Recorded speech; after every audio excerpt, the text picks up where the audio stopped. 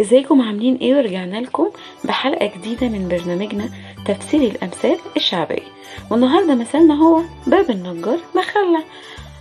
المثل ده ليه قصته بترجع ان كان ايام زمان خالص كان في نجار معروف عنه في بلده انه خبرة وبيتقن عمله وبيعمل شغل هايل جدا.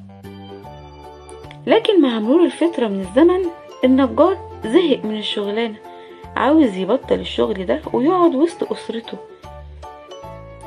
صاحب العمل اللي كان النجار شغال عنده طلب منه طلب عشان يوافق ان النجار يسيبه ويطلع على المعاش وما يشتغلش عنده تاني. النجار قال له ايه الطلب ده؟ قال له تبني لي بيت، انا عايز انك تبني لي بيت وتسلمني المفتاح. راح النجار وهو متعصب قال له حاضر. النجار اخد يعمل في البيت، استخدم اسوأ خامات، ما اتقنش شغله المرة دي، كان عاوز ينتهي في اسرع وقت ممكن وخلاص عشان يقعد وسط اسرته عشان زهق من الشغلانة.